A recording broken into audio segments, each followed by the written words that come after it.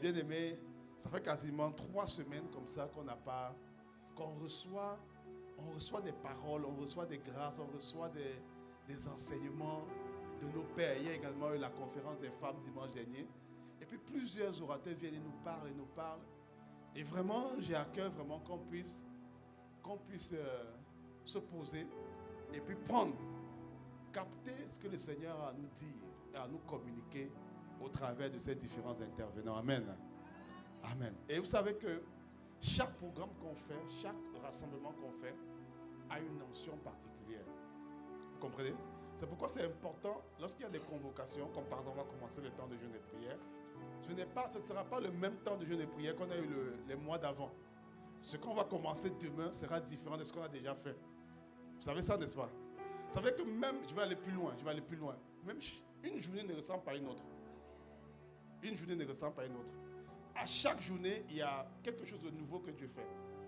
Vous le voyez dans Lamentation chapitre 3, à partir du verset 21, la Bible dit que les bontés de l'Éternel ne sont pas épuisées, ses compassions ne sont pas à leur terme, elles se renouvellent.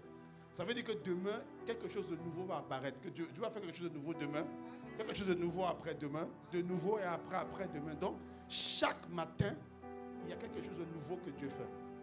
On se comprend? Donc, une journée ne ressemble pas à une autre. Elle est unique. Elle est unique. Pourquoi c'est important de se lever tous les jours pour prier? Parce qu'il y a la grâce qui est rattachée à cette journée-là, qui ne sera pas la même grâce qui est rattachée à la journée de demain et de ce lendemain. C'est pourquoi il dit, les bontés de l'Éternel ne sont pas épuisées, ses compassions ne sont pas à leur terme, elles se renouvellent. Et c'est une grâce pour nous.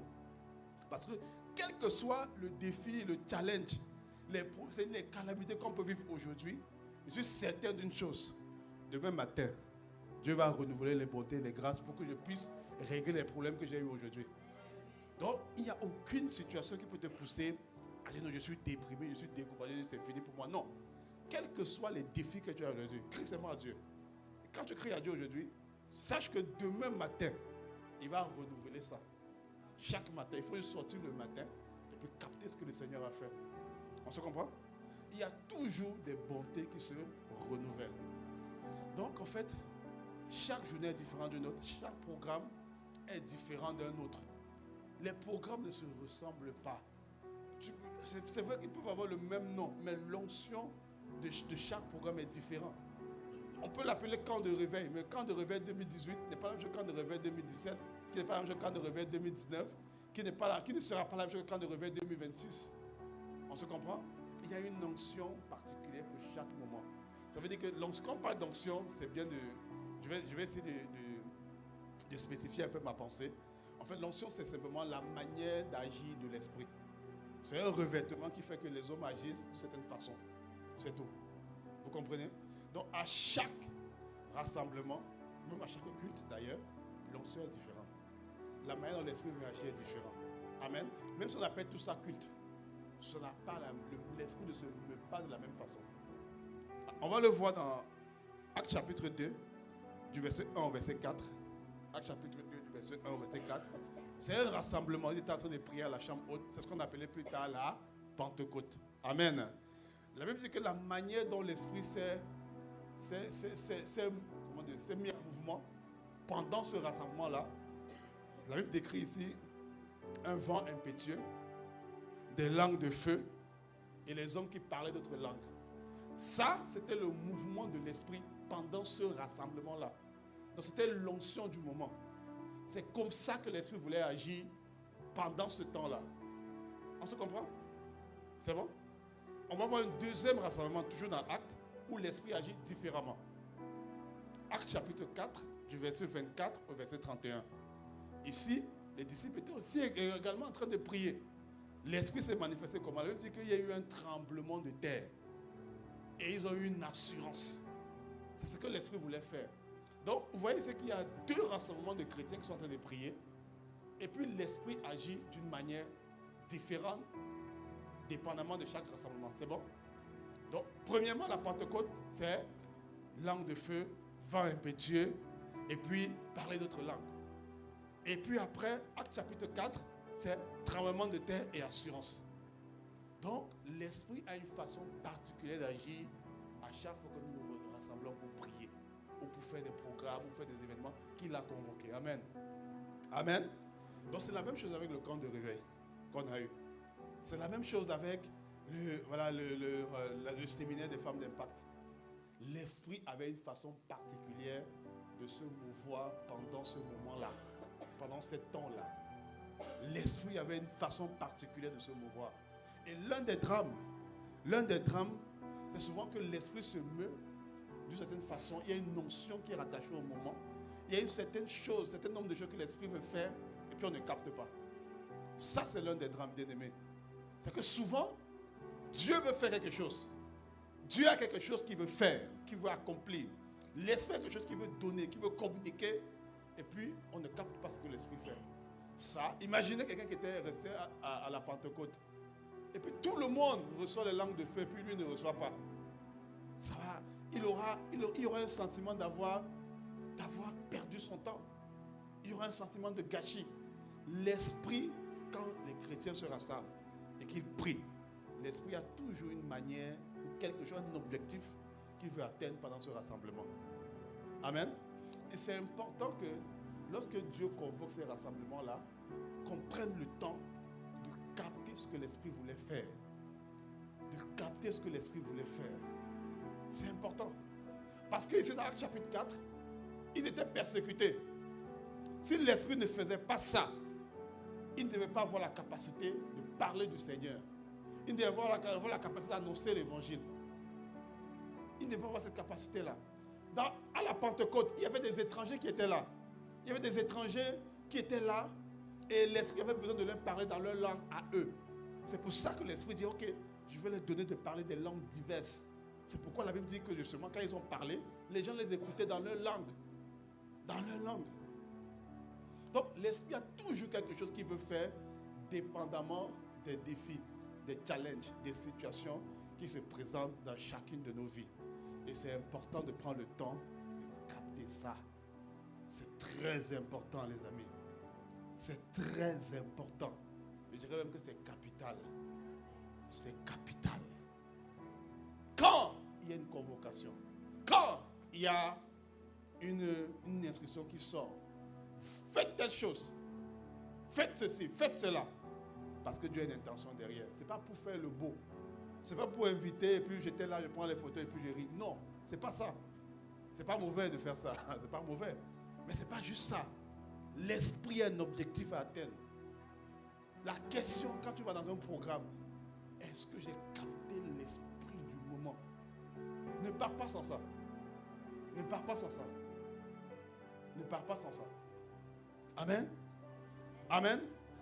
Et c'est possible que la grâce d'un moment se connecte, s'attache à ta vie et ne te quitte plus. C'est possible. C'est possible d'aller dans un moment, de connecter à une dimension de l'esprit que l'esprit est en train de faire. Et puis ça ne te quitte plus. C'est possible. En fait, c'est ça l'objectif en fait.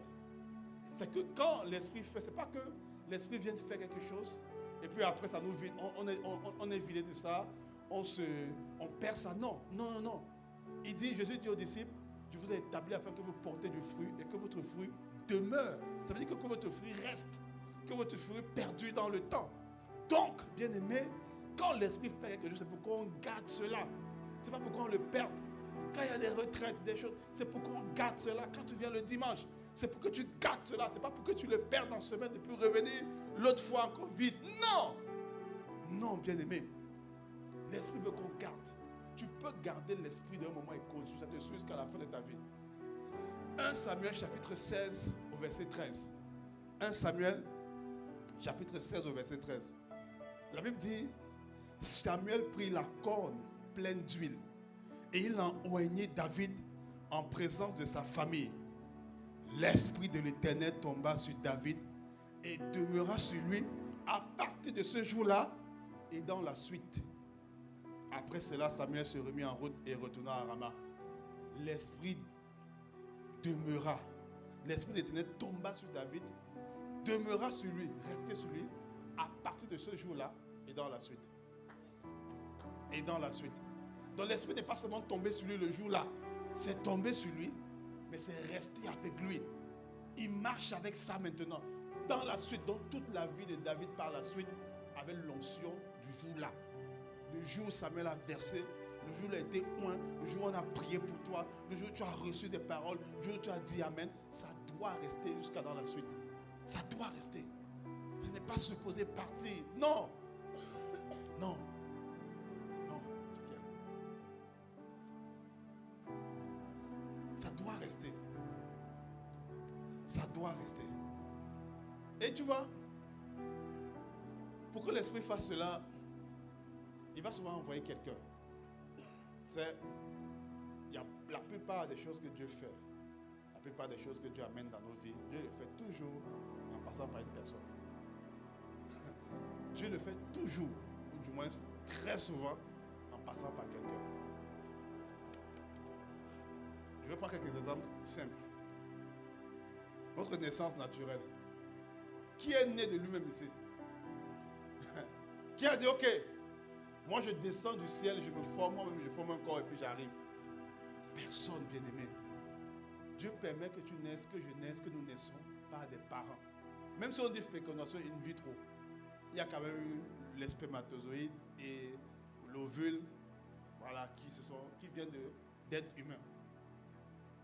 Dieu va toujours passer par quelqu'un, va souvent passer par quelqu'un pour nous amener à cette dimension, pour nous faire changer de cap. Pour nous manifester sur la terre, Dieu passe par des hommes. Et souvent ces hommes ne sont pas parfaits. Souvent parmi ces hommes, il y a même des sorciers parmi. Souvent parmi ces hommes, il y a des voleurs. Parmi ces hommes, il y a des menteurs. Mais Dieu passe quand même par eux pour manifester des personnes. Et souvent même, c'est dans une situation de péché. David a dit, j'ai été conçu, Psaume 51, j'ai été conçu dans le péché. J'ai été conçu dans le péché. C'est ce que David dit. Pourtant, David, c'est le plus grand roi qu'Israël ait connu. Et pourtant, David était conçu dans le péché. En fait, je suis en train de te dire, mon frère, ma soeur, ce qui compte, ce n'est pas la manière dont tu arrives quelque part. Ce qui compte, c'est que Dieu te manifeste quelque part. Mais Dieu a toujours besoin d'un homme, toujours besoin d'une femme. Toujours besoin, on a toujours besoin de quelqu'un pour nous amener dans notre dimension. Toujours. Tu peux prier Dieu. Tu vas prier le Seigneur, donne-moi l'emploi, donne-moi l'emploi. Mais l'emploi, c'est comment? En général, c'est une entreprise, une personne qui te donne propose un contrat, qui t'accepte. Dieu est passé par cette personne-là. La naissance naturelle, bien-aimé, nous montre que l'esprit, en fait, pour que l'esprit nous manifeste sur la terre, l'esprit a dû passer par quelqu'un. On se comprend? Ok. Le mariage. Je sais que tu aimes ça, tu t'attends. Tu rêves, tu as même fait déjà tout planifié. Le traiteur, le nom des enfants, tu as tout planifié. Même à ça, quand tu te maries, il faut toujours quelqu'un qui entérine, qui établit que monsieur et madame sont maintenant monsieur et madame. On se comprend? C'est-à-dire que il faut soit tu passes devant le maire dit, si vous voulez prendre un tel pour épouse, tu as rêvé de ça, comme dans tes rêves là. Ton rêve que tu fais, quand tu fais, tu te dis, ah mais pourquoi je me suis réveillé? C'était un beau rêve. Tu vois? Donc, il faut toujours quelqu'un qui va dire, est-ce que vous prenez cette femme? Est-ce que vous prenez cet homme pour épouse? Tu dis oui. Et puis là, il dit, je vous déclare, Dieu est passé par cet homme-là pour établir votre mariage. Ça peut être le pasteur à l'église. Mais mon point, c'est de te dire que pour te faire entrer dans une saison qu'on appelle le mariage, Dieu passe par un homme. Pour que l'esprit te fasse entrer dans une saison qu'on appelle le mariage, l'esprit passe par un homme. Dieu va très souvent passer par des hommes. Mais regardez même la nouvelle naissance. Il n'y a rien de plus miraculeux que ça. Il n'y a rien de plus important pour Dieu que ça. Il n'y a rien de plus important pour Dieu que quelqu'un donne sa vie, quelqu'un soit vraiment né de nouveau. Même à ça, Dieu passe par des hommes. Même à ça. Pour ce qui est le plus important, Dieu passe par des hommes. Regardez, Romains chapitre 10 au verset 14. Romains chapitre 10 au verset 14.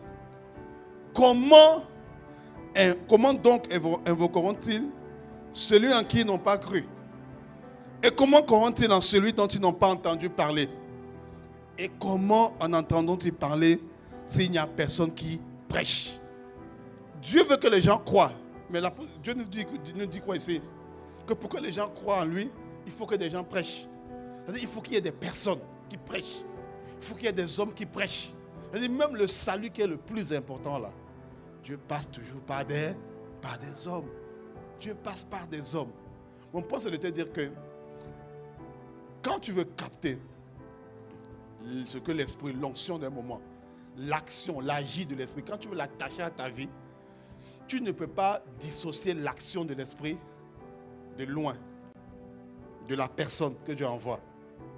Tu ne peux pas faire sans la personne. C'est ça que je veux te dire en fait. Tu dois, pour connecter à l'esprit d'un moment, il faut connecter en général à une personne que Dieu envoie pour te faire expérimenter cela. Tu comprends ce que je dis? C'est-à-dire que pour que Dieu te fasse passer d'autres dimensions, il va envoyer quelqu'un. Il envoie une personne. Cette personne-là devient une porte. Cette personne-là devient un point d'entrée, une connexion, un accès. Et si tu ne connectes pas à la personne, si tu ne connectes pas à elle, tu peux manquer ce que Dieu voulait faire dans ta vie. C'est ce qui se passe lorsqu'on va prêcher l'évangile, lorsqu'on va parler aux gens, lorsqu'on va annoncer l'évangile dans les rues. Nous devenons, pour la personne, un point d'accès, un point de connexion vers l'éternité. Si la personne refuse notre message, ce n'est pas nous qu'elle refuse, non. Mais le problème, c'est que si la personne ne nous accepte pas, le message, ou du moins ce que Dieu voulait faire pour elle, est stoppé. La personne compte. Les personnes que Dieu envoie comptent. Les personnes auxquelles Dieu te connecte comptent. Les personnes que tu entends comptent. Les personnes avec qui tu es connecté comptent. Comptent. Les personnes comptent. Tu dis, je prie pour le mariage. Je prie pour que le frère arrive vite. Mais le problème, c'est que tu n'as pas l'habitude. Tu ne traites pas bien les gens. Dans tes relations, c'est-à-dire, tu ne manifestes pas l'hospitalité. Tu n'accueilles pas les gens, tu ne visites pas les gens, tu ne prends pas soin des personnes.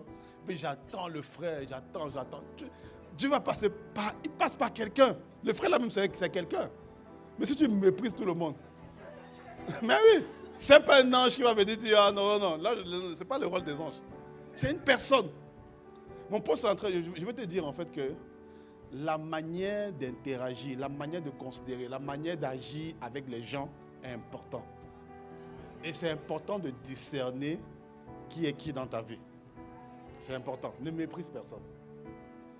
Ne méprise personne. Personne. Ça peut ne pas être lui, mais lui connaît quelqu'un. Il a un frère, un cousin.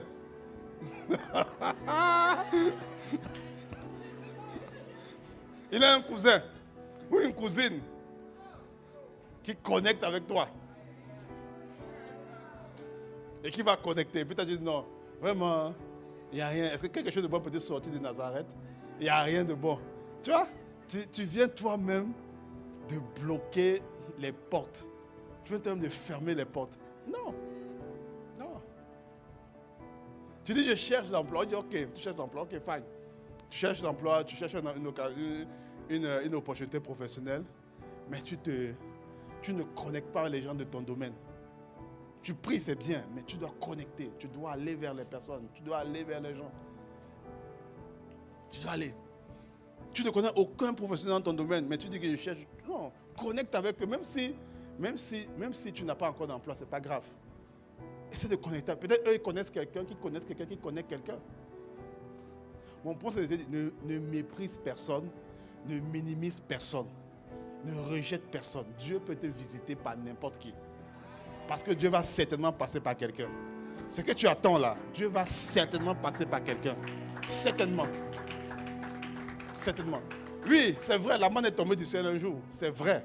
Mais le fait est que la manne ne tombe plus comme ça. Pour ne pas dire, elle ne tombe plus du tout. Dieu va certainement passer par quelqu'un. Amen. Donc, et parmi les personnes par lesquelles Dieu passe, il y a un type de personnes en particulier sur lesquelles je veux nous interpeller ce matin. Ce sont les pères. Ce sont les pères. Les pères sont très importants. Je vais même dire qu'ils sont capitaux dans la vie, dans la marche, dans la destinée d'un être humain. Les pères sont très importants. Et vous allez voir que pendant les programmes qu'on fait, pas des programmes qu'on organise, très souvent, par la grâce de Dieu, nous connecte à des pères. Dieu envoie des pères. Dieu envoie des pères pour nous parler. Dieu envoie des mères pour nous parler. Pour parler à nos vies. Pour nous instruire. Pour nous enseigner. Et c'est important de connecter à l'esprit qui les anime, à l'esprit qui est sur eux. L'onction du moment. Pendant qu'ils sont en train de faire ce qu'ils ont à faire. C'est très important. Croyez-moi, c'est très, très important. C'est très important. Et les pères en général, un père en général, c'est une mère.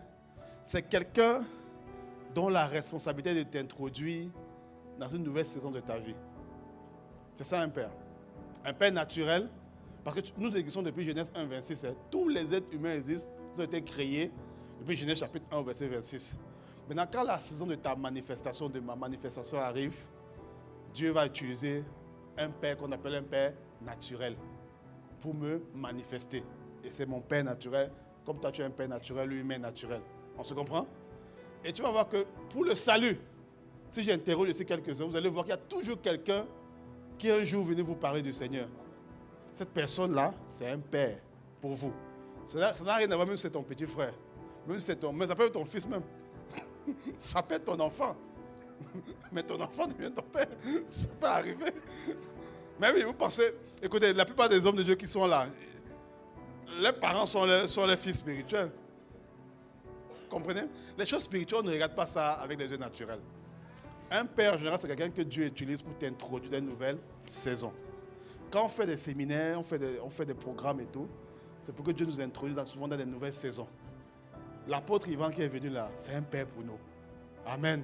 C'est un père pour nous. Et Dieu s'est saisi de lui pour nous introduire des nouvelles saisons. Le problème, c'est qu'on peut manquer ce que l'Esprit veut faire si on ne sait pas comment opérer, garder, connecter à la grâce qui est sur lui. Si on ne sait pas faire ça, on peut manquer. On peut manquer. Mais tu ne manqueras pas. Tu ne manqueras pas. Une observation. Tout au long de notre vie, nous avons les gènes de nos pères. Tout au long de notre vie sur la terre. Vous savez, les êtres humains en général, si on fait ce qu'on appelle le patrimoine génétique de tout un chacun, on va voir en fait que notre patrimoine génétique provient de deux personnes, papa et maman. Nous ne sommes que la combinaison de ces deux-là. Pendant toute notre vie sur terre, notre corps ne sera que la combinaison de papa et de maman en termes de gènes. En termes de gènes. C'est pourquoi on peut savoir si c'est ton vrai père ou c'est ta vraie mère. Vous comprenez? Il y a même des gens qui font les tests d'ADN. On peut savoir avec exactitude. On peut savoir. Donc, ce qui est vrai naturellement est vrai aussi spirituellement. Ça veut dire en fait que Dieu s'attend dans ta marche avec lui, que tu aies toujours les gènes de certaines personnes, c'est-à-dire l'onction de certaines personnes dans ce que tu fais. Dieu s'attend à ce que tu aies toujours ça, que tu ne perdes pas ça. Il y a des personnes pour lesquelles Dieu s'attend à ce que tu aies toujours la grâce sur ta vie. Peu importe qu'il soit gentil ou pas. Parce que imaginez quelqu'un, je donne un exemple, un terroriste qui a peut-être eu un enfant, et puis il allait se faire tuer. L'enfant là, il portera les gènes du terrorisme jusqu'à la fin de sa vie sur terre. Spirituellement, c'est-à-dire qu'il y a des personnes, il faut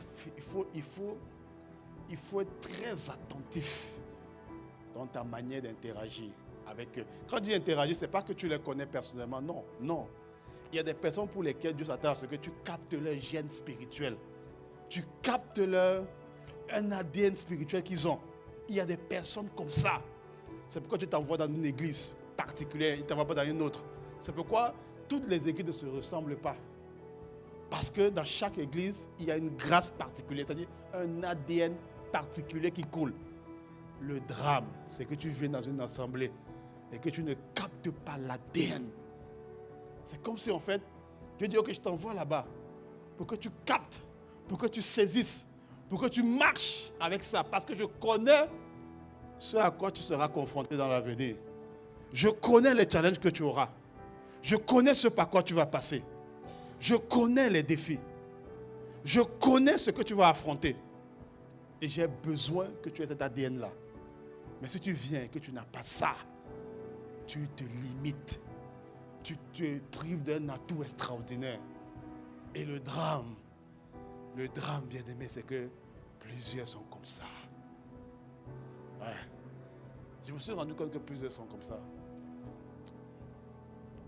Plusieurs. Capte l'ADN de tes pères. Capte les gènes de tes pères. Cours avec ça.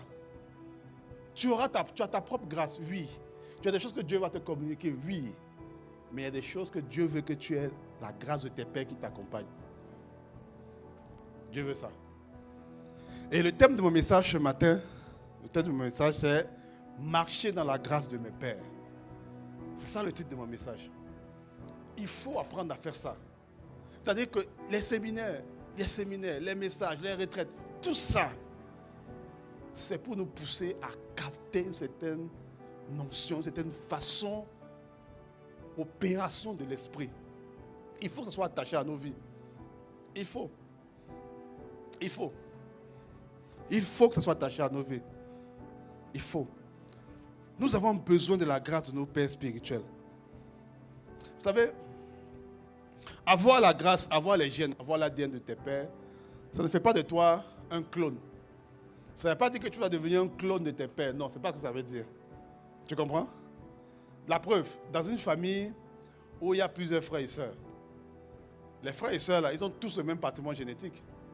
Mais ils ne sont pas nécessairement des jumeaux. Ils ne se ressemblent pas tous nécessairement. Et pourtant, ils ont tous le même patrimoine génétique. Donc, en fait, mon point, c'est de te dire que décider de courir avec la grâce de tes pères ne veut pas dire que tu sois un clone de tes pères. Non. Tu courras la course que Dieu a établie pour ta propre vie. Le but que Dieu a établi pour ta propre vie. Mais il te faut la grâce de tes pères. Et il te faut la grâce de tes pères. Ce n'est pas naturel. Ce n'est pas inné. Quand je nais, j'ai naturellement les gènes de mon papa. Mais spirituellement, ce n'est pas inné. Et je vais vous le démontrer tout à l'heure. Comment capter ça. Ce n'est pas inné. Tu peux venir 100 ans dans une même église, mais tu ne captes pas. Ce n'est pas inné. Ce n'est pas automatique. C'est ça que je veux dire. Il y a quelque chose à faire pour avoir ça. Amen. Il y a quelque chose à faire pour capter ce qui s'est passé pendant le camp de réveil. Il y a une onction qui s'est passée. Il y a une onction qui était présente. Il faut capter ça. Il y a quelque chose à faire pour capter ça. Et Dieu veut que nous captions ça. Parce que Dieu connaît les défis qu'on aura. Dieu connaît les défis qu'on aura. David, il sait que le loup et les lions vont venir t'attaquer. Mais l'onction que Samuel a reçue, t'a faite, l'esprit que tu as reçu, le jour où Samuel t'a versé l'huile sur la tête, va t'aider à les combattre. Parce que Dieu savait que le lion et l'ours viendraient. Si tu n'as pas l'esprit là sur toi, tu peux mourir. Tu ne mourras pas, ça va ton partage. Tu comprends? En fait, ta destinée peut être affectée. C'est ça que ça veut dire. C'est pourquoi David avait besoin de cette huile-là sur lui. Il avait besoin de cette grâce-là. Le camp de réveil, il y a une onction là-bas. Tu as besoin de ça. J'ai besoin de ça. J'ai besoin de ça. Quand je me tiens ici le dimanche, je parle. Tu as besoin de connecter à l'onction de cette salle. Tu as besoin. Ce n'est pas parce que tu dis Amen que tu écoutes. Amen, c'est la première étape. Et il faut dire Amen. Amen. Voilà. Mais après, tu as besoin de rester, que l'esprit là t'accompagne. Tu as besoin de ça. Parce que Dieu connaît les défis. Dieu connaît les Goliaths. Il connaît le lion et l'ours qui vont se lever. Personne ne sera avec toi. Quand David était en train de faire son travail de berger, quand le lion et l'ours venaient, il n'avait pas le temps de courir à la maison pour se cacher. Il n'avait pas le temps de commencer à réfléchir.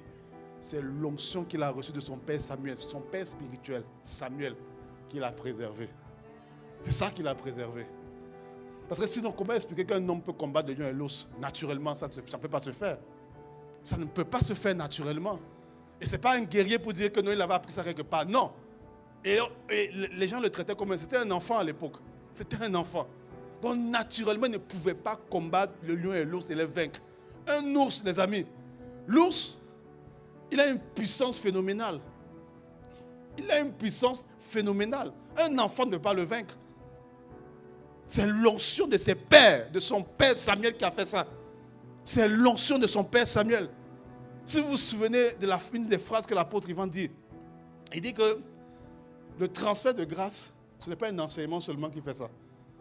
Il parlait d'avoir le cœur de Dieu, capter le cœur de Dieu. Il nous a encouragés à avoir le cœur de Dieu. Il nous a montré ce que le cœur de Dieu peut faire dans la vie d'un homme. Il a dit, ce n'est pas seulement par l'enseignement que ça te transfère, c'est par le transfert de grâce. Et c'est de ça que je vais te parler ce matin. Marcher, courir avec la grâce de mes pères. Il te faut ça, il me faut ça. Ton foyer en a besoin. Dieu connaît les défis que ton foyer va faire face. Mais si tu veux affronter les défis de ton foyer sans l'onction de tes pères, tu te limites. Tu te limites.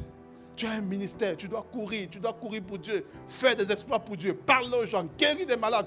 Gloire à Dieu. Dieu connaît les défis qui sont là et tu as besoin de l'onction de tes pères. Pour ça, tu en as besoin. Tu es un ingénieur, tu vises à Dieu t'appelle à des postes de haute responsabilité. Tu vises des grands postes. Des grands postes. Dieu t'appelle à exercer des grandes fonctions. Dieu t'appelle à opérer dans la politique, dans la haute administration. Tu as besoin de l'onction de tes pères pour opérer là-bas. Tu as besoin, parce qu'on te proposera des loges. On te proposera, tu seras tenté de toutes les façons. L'argent va te tenter, le sexe va te tenter, l'orgueil va te tenter. Tu seras tenté de plusieurs façons. Mais tu as besoin de l'onction de tes pères. Tenez ferme. Viendra un temps où toi, étudiant, tu dis non, je suis étudiant, ça ne me concerne pas. Laisse-moi te dire étudiant. Oui. Aujourd'hui, ça va. Mais demain, qui garantit que tu auras toujours les moyens pour payer tes frais de scolarité? Qui te garantit ça? Un jour, tu auras besoin de la hardiesse, de la persévérance, de tenir ferme. Oui, il y aura le fruit de ta propre consécration, mais il y aura également le fruit de l'onction de tes pères. Tu as besoin de ça. Tu as besoin de ça. Tu as besoin de ça. Une maladie viendra. Tu dis non, je me dresse contre toi.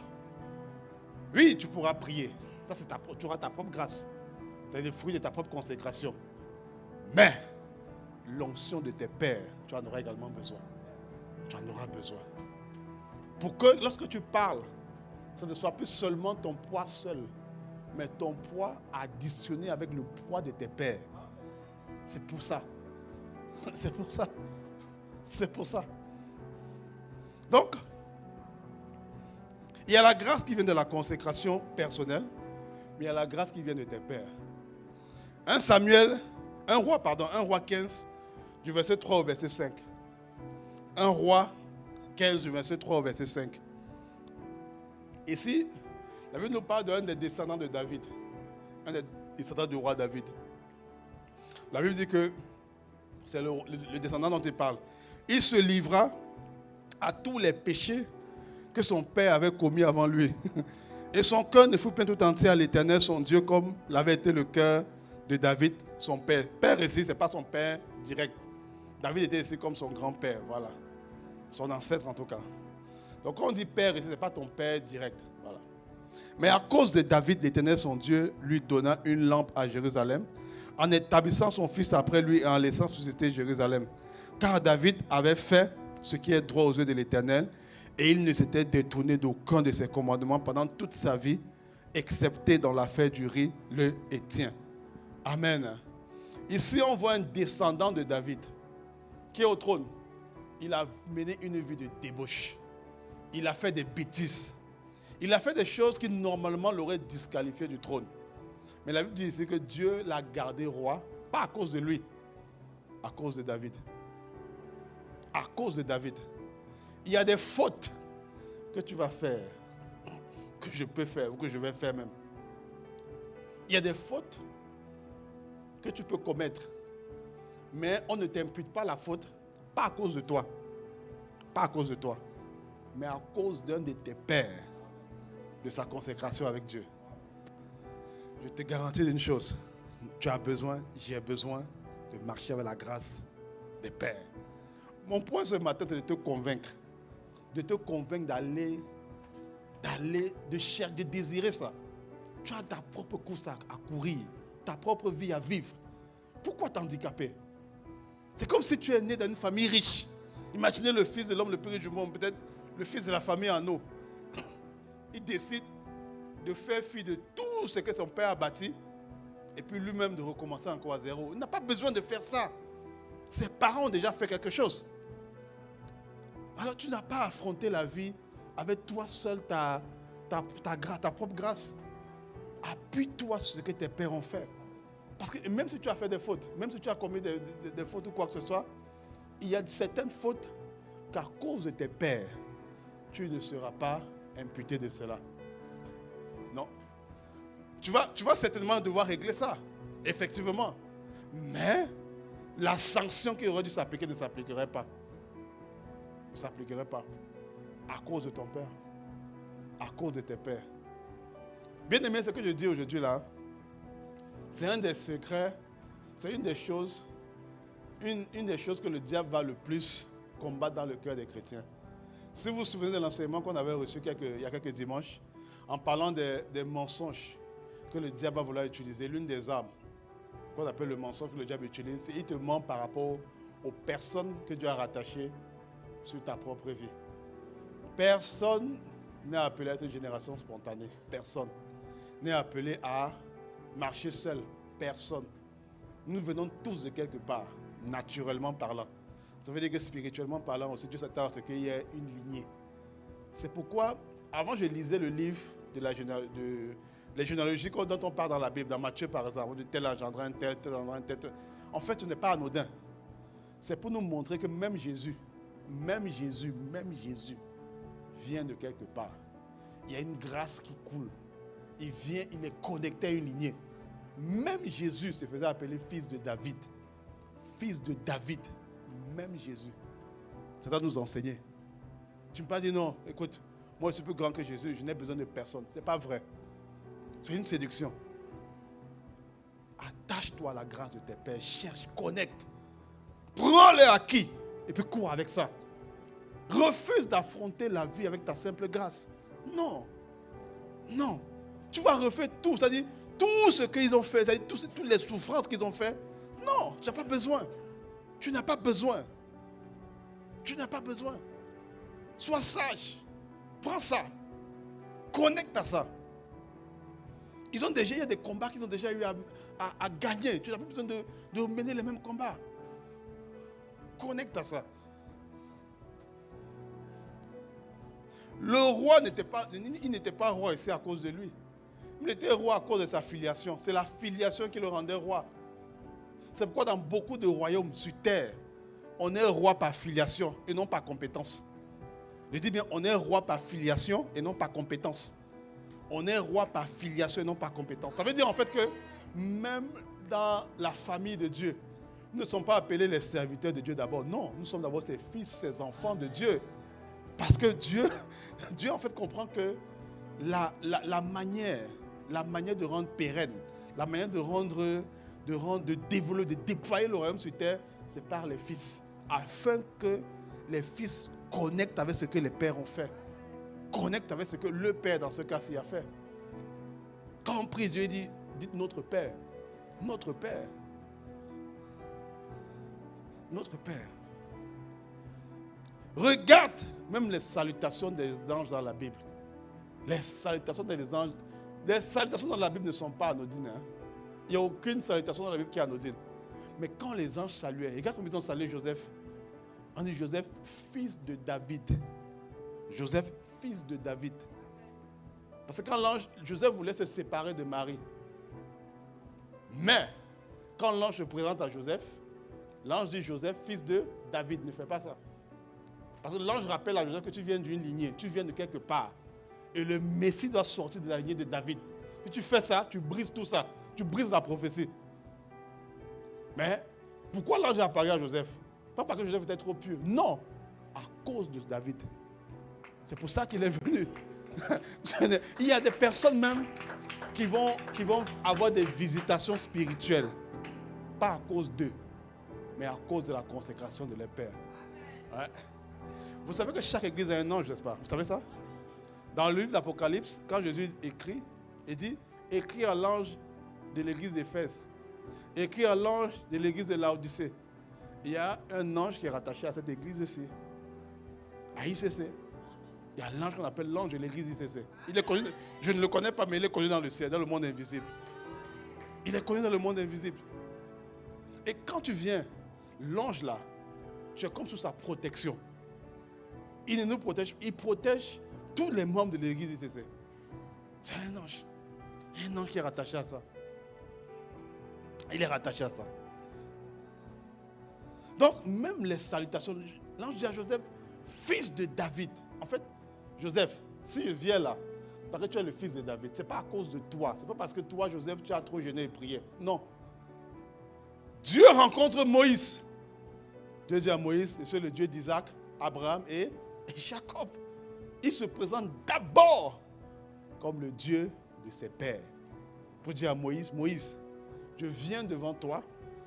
La référence, la pensée que tu dois avoir, c'est la pensée d'Abraham, Isaac et Jacob. Quand tu veux interagir avec moi, souviens-toi de ce que j'ai fait avec Abraham, Isaac et Jacob. Pense à ça, Moïse. Et c'est la même chose encore aujourd'hui.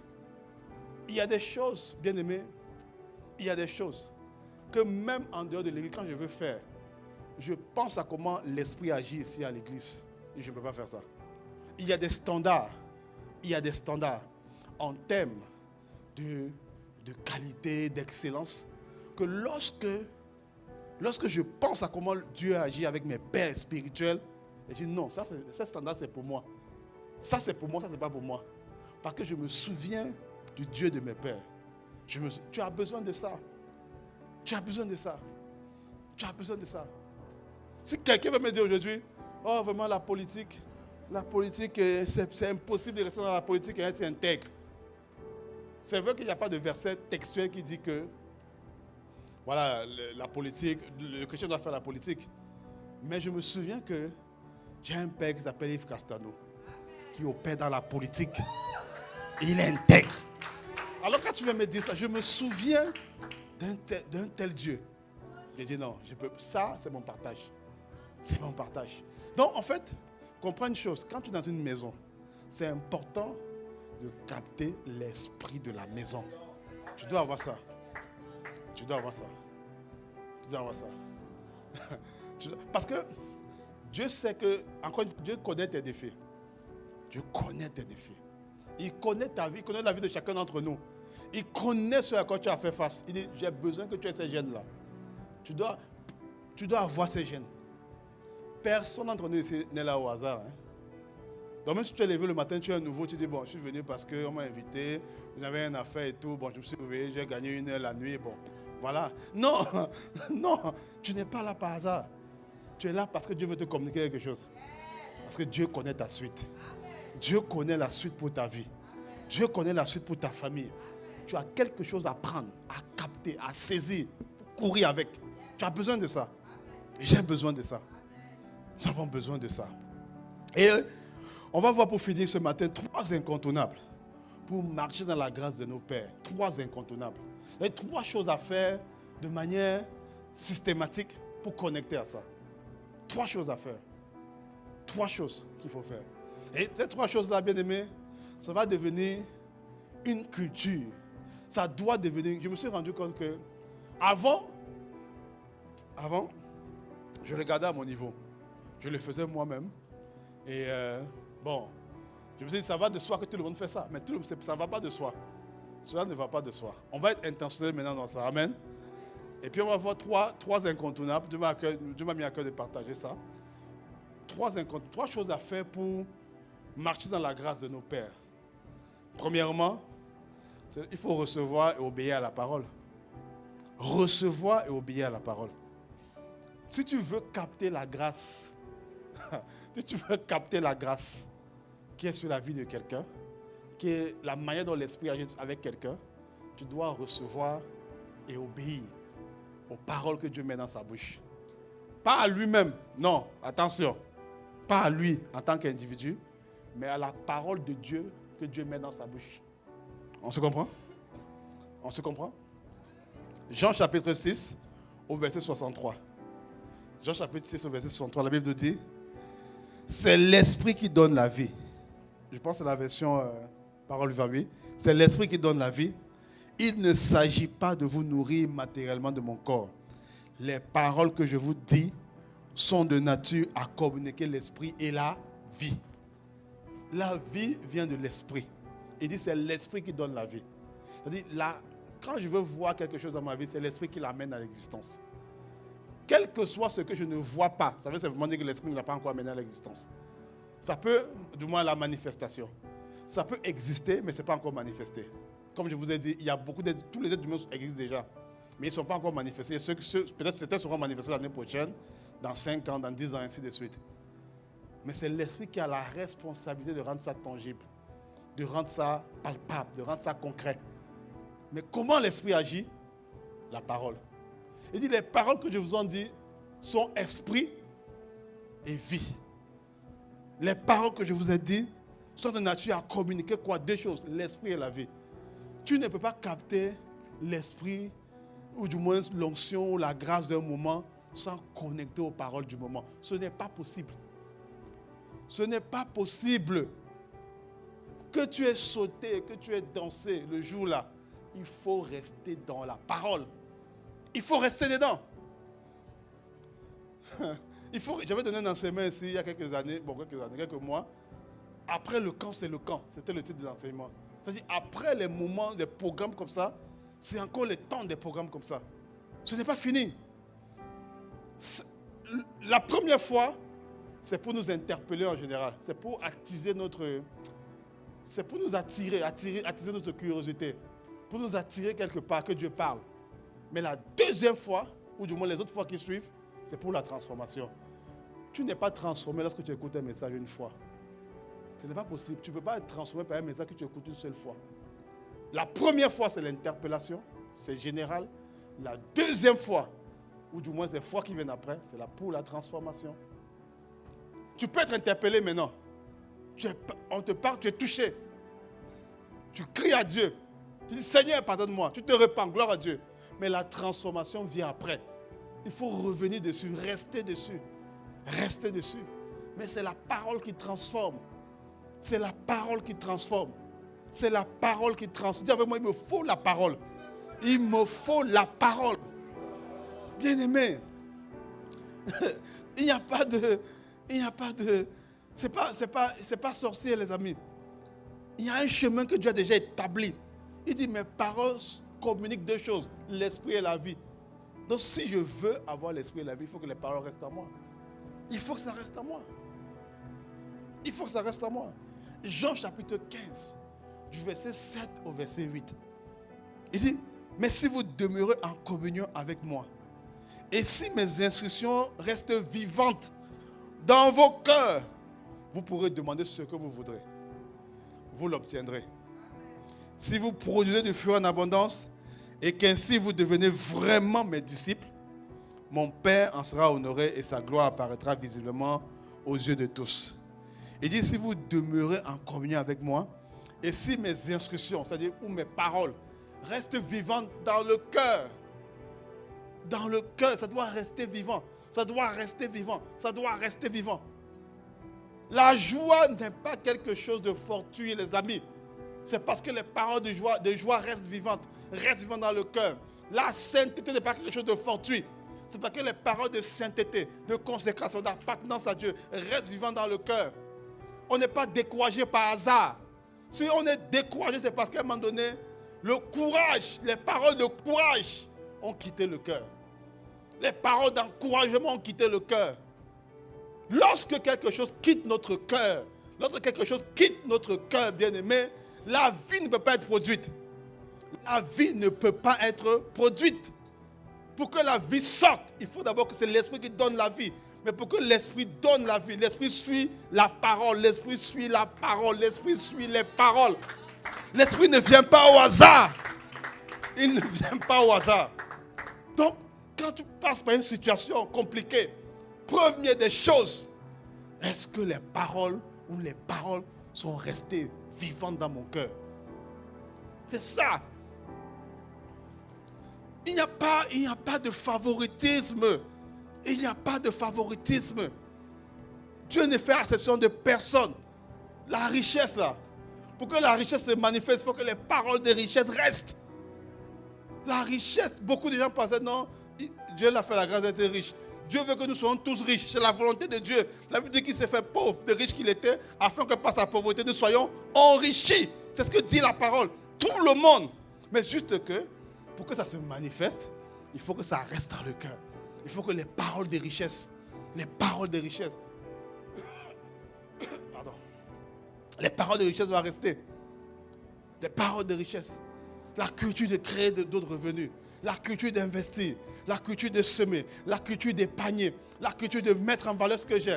La culture de sortir tous les types de richesses qui sont dans Deutéronome 28. Ce sont des paroles, les amis. Rien n'arrive au hasard. L'onction n'arrive pas au hasard. C'est la parole qui fait ça. C'est la parole qui fait ça. Si tu vois l'onction sur la vie d'un homme, tu vois l'onction sur la vie d'un homme de Dieu, tu peux capter ça. Tu peux, en fait, pourquoi tu peux capter? Je vais te dire quelque chose. Je vais te donner un secret que Bishop Dag nous a partagé lors de la conférence. Il dit en fait que l'onction d'un homme, un homme de Dieu ne peut pas communiquer l'onction à ses enfants. Il a souhaité que ses enfants, pas des enfants dans la chair, aient son onction biologique. Il n'a pas pu transférer. Que l'onction, en fait, tu ne peux pas décider à qui tu donnes. Ce n'est pas toi qui décides. En fait, et Dieu m'a parlé après par rapport à ça, parce que je suis revenu sur ce qu'il a dit. J'ai prié, j'ai médité, j'ai fait entrer les paroles là en moi. Et puis Dieu m'a dit, en fait, un homme de Dieu ne peut pas choisir à qui il donne l'onction, parce que ce n'est pas lui, ce n'est pas pour lui, en fait. Tu ne peux pas donner ce qui ne t'appartient pas. L'onction, ou la main dont l'esprit agit là, ce n'est pas pour l'homme.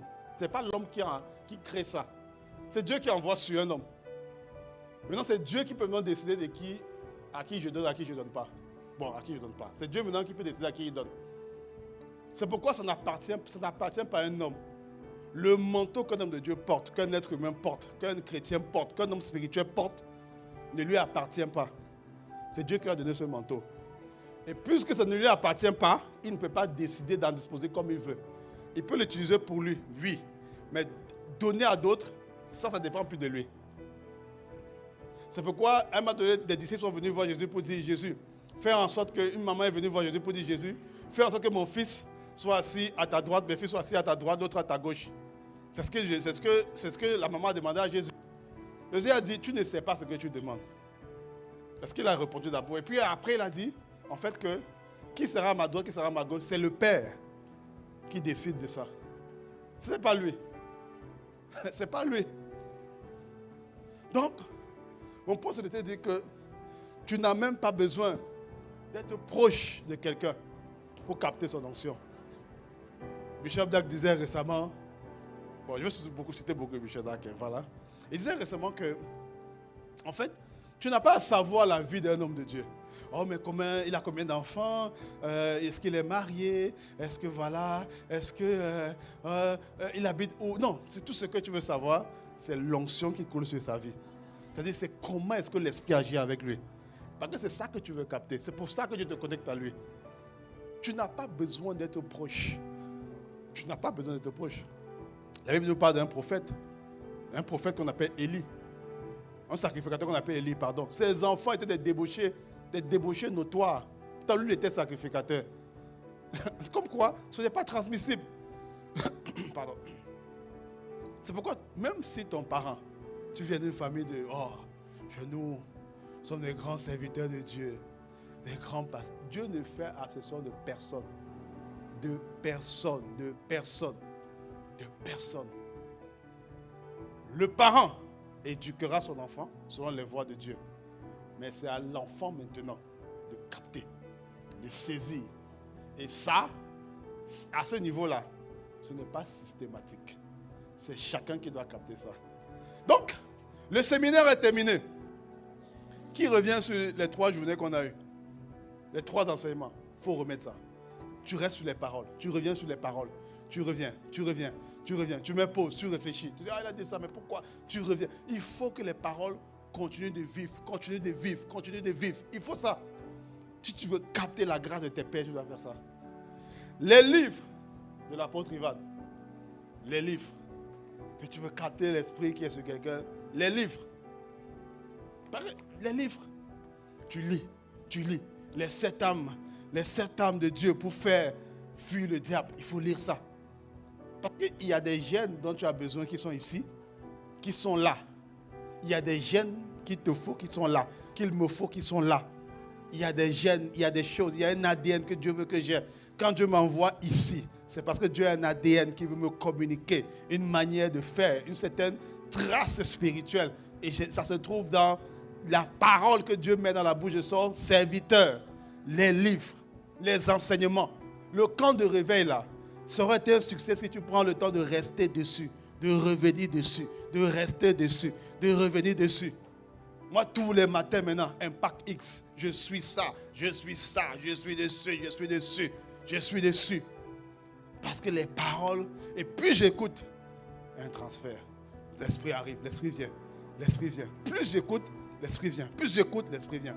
La trace, l'ADN de la maison m'accompagne. Plus j'écoute. C'est pourquoi il faut lire.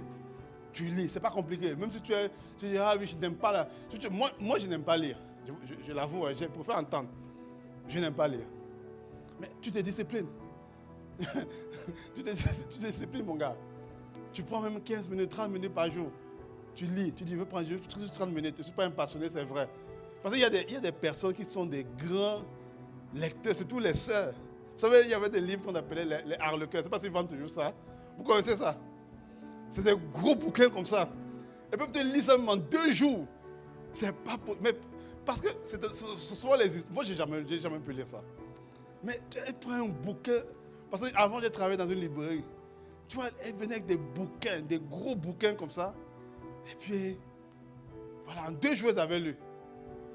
Tu ne peux pas t'en sortir sans connecter aux paroles. Sans lire, t'exposer à la parole. Tu sais, quel domaine? La grâce qu'on a, c'est qu'on est dans une bonne famille spirituelle, les amis. Dieu a donné à nos pères la grâce d'écrire dans plusieurs domaines. Tu diras, mon mariage bat de l'aile. Il y a le livre sur le mariage. Prends-le, lis. Je n'arrive pas à marcher dans la sainteté. Il y a le livre. Il y a le livre sur sortie des prisons intérieures. Il y a le livre. Je subis le rejet. Il y a le livre sur les prisons intérieures. Lis. Prends le temps de lire. Il y a même la version audio sur Impact X là. La plupart des livres sont maintenant en audio. Tu peux écouter. Mais tu fais entrer la parole. Tu t'exposes. C'est comme ça que l'esprit entre. C'est comme ça que l'onction te saisit. Je pense à Ézéchiel qui disait, lorsque j'entendis les paroles, l'esprit entra en moi et je me tins sur mes 2 jambes. Quand tu entends les paroles, l'esprit entre. Ça entre. Expose-toi à ça. Donc, les livres de l'apôtre, là, ça doit devenir quelque chose, on court après. Les 9 portes d'accès au diable à fermer impérativement. Tu dois lire ça. Tu dis, non, je fais les rêves. Je vois des choses bizarres dans ma vie. Ferme les portes, ferme. Il y a déjà l'onction pour sortir de là est là. L'onction pour sortir de là est présente. Utilise ça. C'est disponible. Quel étudiant peut aller à l'école, il n'a pas de livre? Vous avez déjà vu ça? Tu arrives à l'école, dans une école, on ne te prescrit aucun livre, aucun manuel. L'école n'est pas sérieuse. Quelle école forme ces personnes sans livre, sans manuel? Quelle école forme les gens sans manuel, sans livre, sans, comment vous appelez ça, acétate ou slide, sans PowerPoint, sans PDF? Quelle école fait ça? Aucune école ne fait ça. Aucune école. Mais pourquoi on veut être à l'école du Saint-Esprit? On ne veut pas de manuel. Moi, je n'aime pas lire, mais dans tout mon parcours d'ingénierie, j'ai lu forcé. Parce que je voulais devenir ingénieur. Oui, ce n'est pas parce que tu aimes que tu lis. Non, c'est parce que tu as une destinée à accomplir. Il y a un but. Dieu t'attend quelque part. Tu ne peux pas te permettre de ne pas lire. Non. Dieu t'attend quelque part. Dieu t'attend. Le lion et l'ours t'attendent. Eux, ils ne vont pas te louper. Ils sont là. Ils t'attendent au carrefour. Mais prépare-toi en conséquence. Fais en sorte que, comme l'esprit qui a saisi David et qui ne l'a pas relâché, fais en sorte que l'esprit te saisisse et ne te quitte plus. Fais ça. Oh, je vais aller vite. Deuxième chose à faire, lorsque tu veux capter l'onction qui est sur la vie de quelqu'un. Ouais, l'onction des pères. Deuxièmement, porte les fardeaux. Porte les fardeaux de tes pères. Oh, porte les fardeaux de tes pères. Porte les fardeaux. C'est la deuxième façon. C'est la deuxième façon. Nombre chapitre 11, du verset 16 au verset 17. Nombre chapitre 11, du verset 16 au verset 17. C'est Dieu qui parle à Moïse. L'Éternel dit à Moïse, assemble auprès de moi 70 hommes des anciens d'Israël, de ceux que tu connais comme anciens du peuple et ayant autorité sur lui. Emmène-les à la tente d'assignation et qui s'y présente avec toi. Je descendrai et là je te parlerai.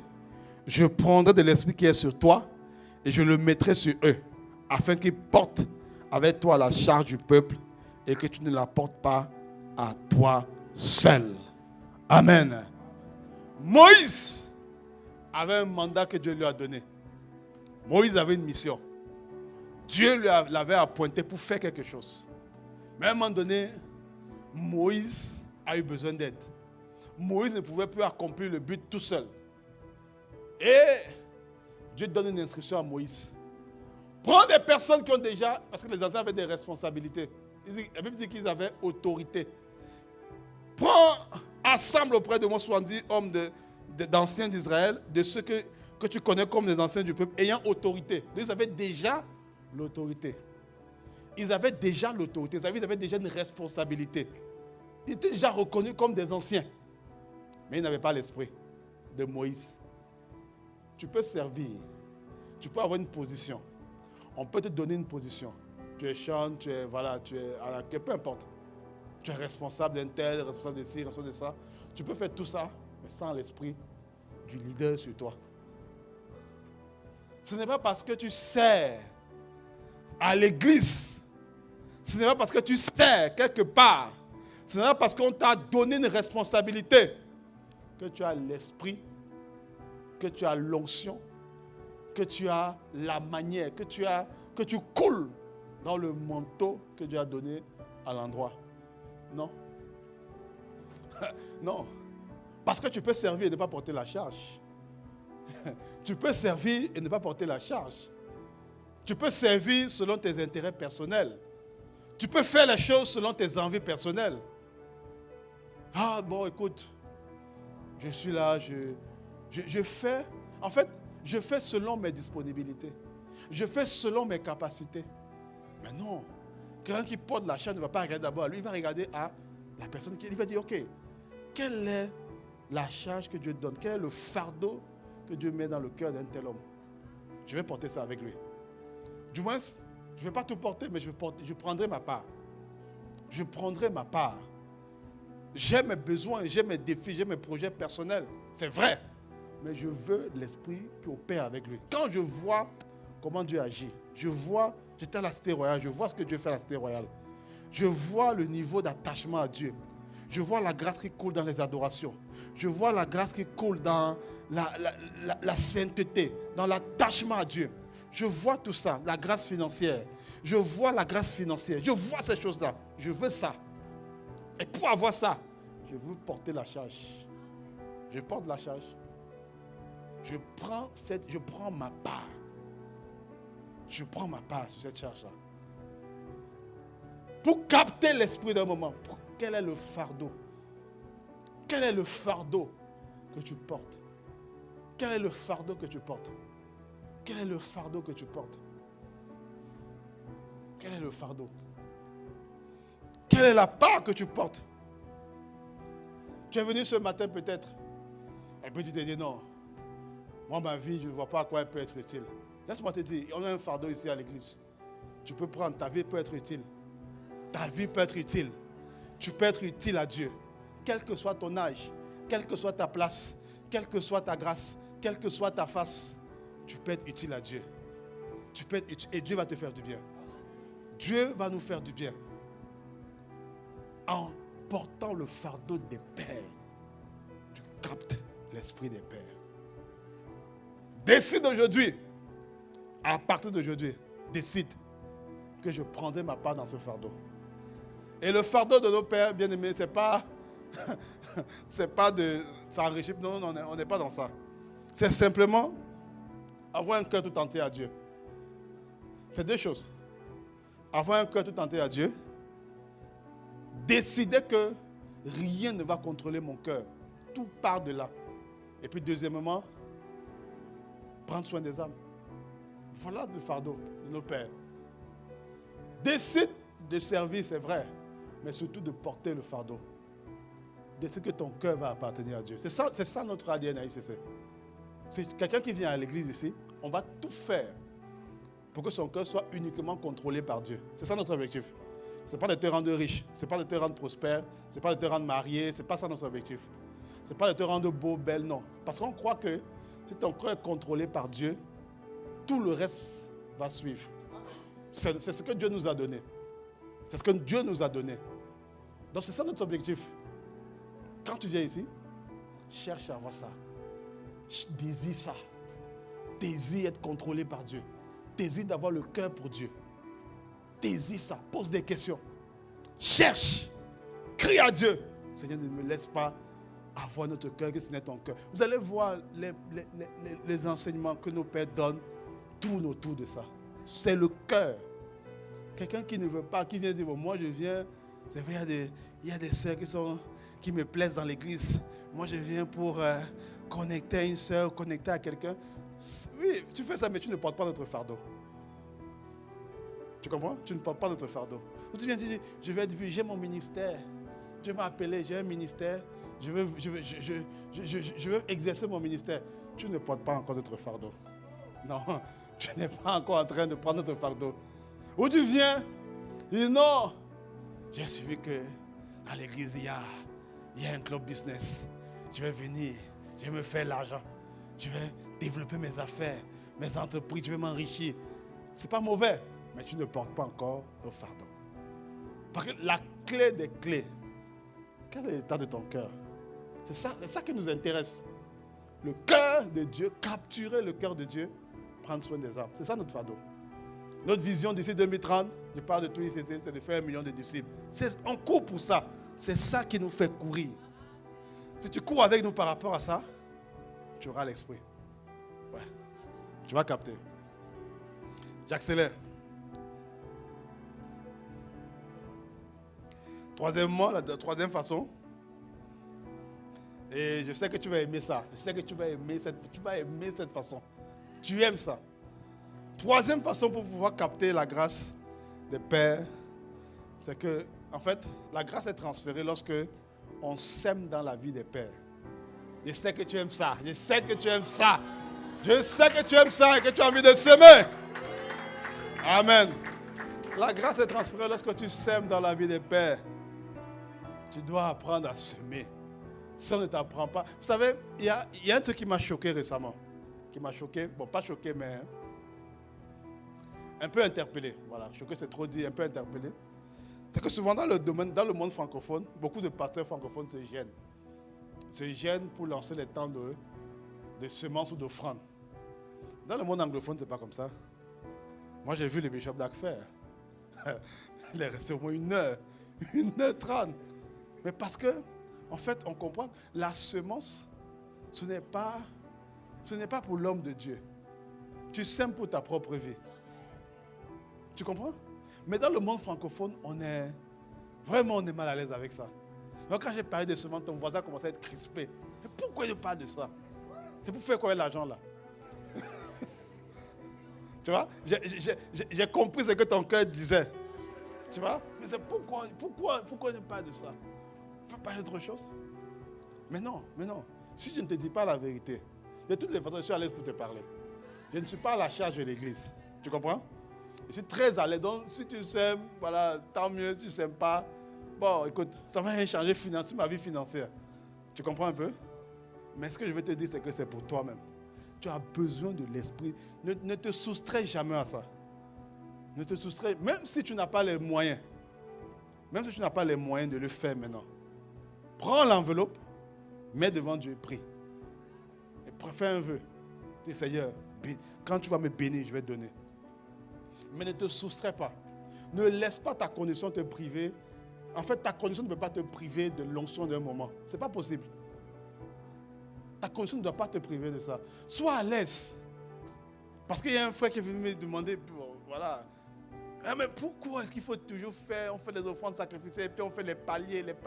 Tu sais, la direction prophétique dans les offrandes, ça vient, c'est du ressort du prophète. En autant que les principes bibliques sont respectés, en autant que la parole est respectée, voilà, ça va. Maintenant, l'orientation prophétique qu'il a, c'est ce que l'Esprit lui dit de faire. Mais je veux t'encourager à connecter à ça. Il faut connecter à ça. Ne te dis pas ça te concerne. Ou ça concerne les autres, ça te concerne. Ça nous concerne, nous tous. Connecte à ça. Et même, tu dis, bon, ok, j'ai pas eu l'occasion. Il y a les vidéos. Tu peux reconnecter à l'onction du moment. Prends la vidéo, écoute, tu mets. Tu dis, Seigneur, voilà, je veux une telle grâce. Voilà, je m'engage à ça. Puis tu mets devant Dieu. Sincèrement, hein, Dieu va commencer à pouvoir pour que tu puisses honorer ton vœu. Pour que tu puisses honorer ton vœu. Prends le temps de semer. Matthieu chapitre 10 au verset 41. Matthieu chapitre 10 au verset 41. Celui qui reçoit un prophète en qualité de prophète recevra une récompense de prophète. Celui qui reçoit un juste en qualité de juste recevra une récompense de juste. En fait, il dit ici que la récompense, du moins le type de récompense que tu reçois, dépend du type de réception que tu fais à celui qui est devant toi. Tu comprends? Ça veut dire en fait ici que il y a la récompense du prophète, il y a la récompense du juste. Il y a la récompense du prophète, ce n'est pas la même récompense. Donc la qualité dans laquelle tu reçois quelqu'un va déterminer ce que tu vas récolter. Donc si tu vois quelqu'un et que tu le prends comme ton petit pote du quartier, c'est ça que tu vas récolter de lui. Donc par exemple, tu le reçois comme ton petit pote du quartier, c'est mon gars. Mais si tu le vois comme une porte par laquelle Dieu passe pour t'amener à un autre niveau, c'est ça que tu vas recevoir. C'est ça que ça veut dire ici. Tu comprends? Si tu vois une opportunité de connecter, de bâtir, d'être une locomotive dans ton domaine, si tu vois ça, parce que c'est la grâce qui coule dans cette maison, si tu vois ça comme ça, c'est ça que tu vas récolter. L'habitude de semer. La semence déclenche un transfert même si la personne ne te connaît pas. Même si la personne ne veut pas. La semence provoque ça. La semence est trop puissante. Je t'assure. Et la semence, ce n'est pas le montant. Ce n'est pas le montant. C'est ce que ça te coûte. Ce n'est pas combien, ce n'est pas ce que tu mets. C'est ce que ça te coûte. Il y a des grâces que Dieu veut que tu aies. Mais il faut que ça te coûte quelque chose. Mais toi, tu veux tout avoir. Tu dis non. C'est le socialisme. On doit donner tout comme ça. Genèse chapitre 27, je finis avec ce verset. Du verset 2 au verset 4. C'est une histoire trop passionnante. On aura l'occasion de la développer une autre fois. La Bible dit, Isaac, c'est Isaac qui parle. Isaac dit, voici donc, je suis vieux. Je ne connais pas le jour de ma mort. Maintenant donc, je te prie, prends tes armes. Il parle à son fils Ésaü. Prends tes armes, ton carquois et ton arc. Va dans les champs et chasse-moi du gibier. Fais-moi un mets comme je l'aime, comme j'aime, et apporte-le-moi à manger, afin que mon âme te bénisse avant que je meure. Isaac doit partir. Isaac doit partir. Mais il comprend que le manteau que Dieu lui a donné, l'esprit qui est sur lui, ne doit pas partir avec lui. Il faut qu'il relâche ça à la génération qui suit. Entre parenthèses, ça, c'est le rôle des pères. Le manteau qu'ils ont ne doit pas partir avec eux. Il faut qu'ils le libèrent. Alors il dit à son fils, il veut donner à Ésaü. Sa volonté, c'est de donner à Ésaü. Mais il reconnaît qu'il ne peut pas donner à Ésaü si Ésaü ne fait pas quelque chose C'est un principe spirituel. Si Esaïe ne fait pas quelque chose pour lui dire, prépare-moi, mais comme j'aime, fais quelque chose qui va réjouir mon cœur pour que je prie, pour que je puisse te relâcher la grâce. Et la suite de l'histoire, c'est que c'est son frère qui va faire ça. C'est son frère qui va faire ça. Jacob va le supplanter, aller faire ça, et puis la grâce va aller sur Jacob. Même si, et quand Esaïe va venir par après, Isaac va dire, j'ai à tout donner à ton frère. Même si je veux, je ne peux pas. Parce que ce n'est pas à moi le manteau. Le manteau sur un père n'est pas à lui. C'est à Dieu. C'est Dieu maintenant qui a établi des principes pour connecter à ça. Et le principe, c'est ce que Jésus a dit. Si tu reçois un prophète à sa qualité de prophète, tu auras la récompense. Peu importe que tu le connais, que tu ne le connais pas. Tu auras sa récompense. Connecte au manteau. Ne dis pas, ah mais le livre coûte cher. Le livre ne coûte pas cher. Ne dis pas ça. Ne dis pas ça. Parce que souvent, non, le livre c'est combien? Je ne sais pas, ça coûte combien? Thérèse, ça coûte combien? $25. Ok. Tu dis non, $25, on ne peut pas faire $10. Non, laisse ça. On ne négocie pas ici, ce n'est pas les arachides. Tu comprends? On ne négocie pas. Non. Tu connectes à quelque chose. Et même les livres, au-delà des livres même, les semences, aient l'habitude de semer. Aient l'habitude de connecter à des grâces. Aient l'habitude de donner. Ce n'est pas le montant, mais c'est que ça te coûte. Et quand ça te coûte, tu le fais. Tu le fais pourquoi? Parce que tu reconnais que c'est une porte. Tu reconnais qu'il transporte une grâce que tu veux. Qu'est-ce que tu fais? Tu connectes. Et quand tu connectes, tu reçois la récompense de ce pourquoi tu as connecté. C'est ce que Jésus dit. Parce que j'ai besoin de la grâce de mes pères. Dis avec moi, j'ai besoin de la grâce de mes pères. Nous avons besoin de la grâce de nos pères. On va se tenir debout, on va prier. On va prier. Seigneur, accorde-nous la grâce. Accorde-nous la grâce, nous te supplions. Karamaïnta. Tu nous as envoyés sur cette terre dans des familles naturelles.